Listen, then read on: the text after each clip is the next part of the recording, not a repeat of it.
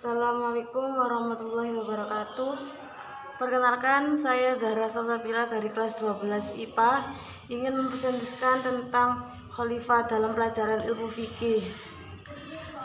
Yang pertama, apa sih itu khalifah?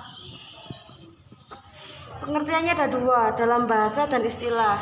Yang pertama, dalam bahasa, khalifah itu pemeran pengganti atau pengganti kedudukan orang yang ditinggal pendahulunya. Dan yang kedua, secara istilah, khalifah itu penerus bangsa atau pengganti perjuangan Nabi Muhammad SAW dalam kepemimpinan agama serta pemimpin umat. Dan yang kedua, apa sih tujuan di baiatnya seorang khalifah? Secara umum, khalifah mempunyai tujuan untuk memelihara agama Islam dan mengatur umat Islam agar sejahtera dunia maupun akhirat sesuai dengan ketentuan Allah. Secara spesifik, tujuan khalifah itu melanjutkan kepemimpinan umat Islam setelah wafatnya Rasulullah SAW. Dan yang kedua, menjaga stabilitas negara dan kehormatan negara. Dan yang ketiga, membentuk suatu masyarakat yang makmur, sejahtera, dan berkeadilan serta mendapat ampunan dari Allah. Dan yang terakhir, mengupayakan kesejahteraan lahir dan batin agar memperoleh kebahagiaan di dunia dan di akhirat. Dan yang selanjutnya, dasar-dasar khalifah. Yang pertama, tauhid, mengesahkan Allah Shallallahu Alaihi Wasallam. Dan yang ketiga, dasar-dasar.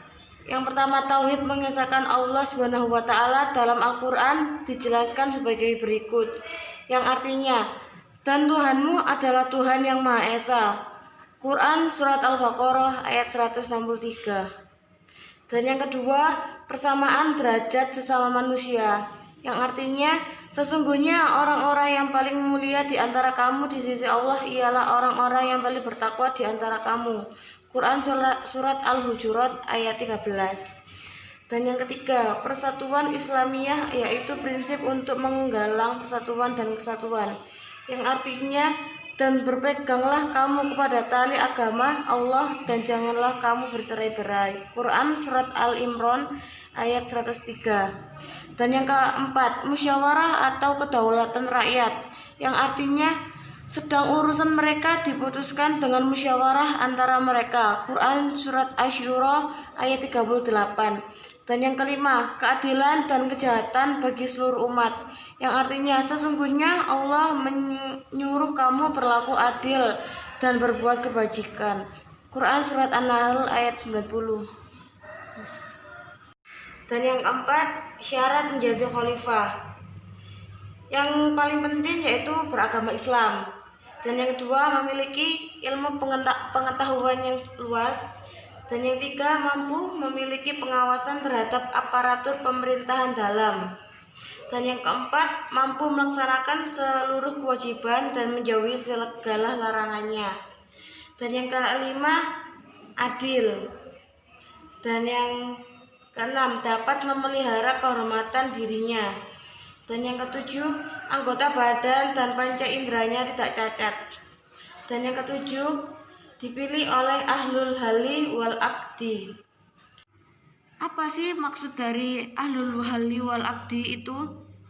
Ahlul halli wal aqdi ialah wakil rakyat yang menjadi anggota majelis syuro, atau yang bisa disebut alim ulama, atau orang cerdik pandai atau cendekiawan, dan pemimpin-pemimpin yang ditaati oleh rakyat dan yang dipilih oleh rakyat untuk mewakili mereka semua.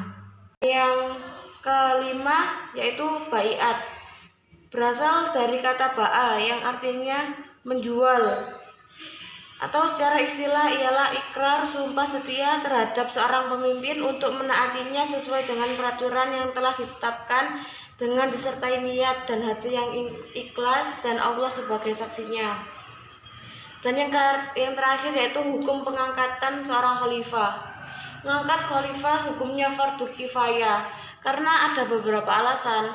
Yang pertama, pada wafatnya Rasulullah, para sahabat bersepakat untuk memilih khalifah sebagai pengganti pemerintahan Rasulullah dan akhirnya terpilihlah Abu Bakar seorang khalifah pertama.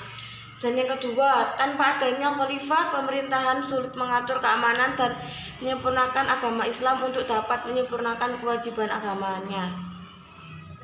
Dan yang terakhir, dalam Al-Quran dan hadis terdapat beberapa pemerintah kepada umat Islam untuk menaatinya dalam surat An-Nur ayat 55. Dalam Quran surat An-Nur ayat 55 dapat diartikan, Allah telah menjanjikan kepada orang-orang di antara kamu yang beriman dan yang mengerjakan kebajikan bahwa Dia sungguh akan menjadikan mereka berkuasa di bumi sebagaimana Dia telah menjadikan orang-orang sebelum mereka berkuasa.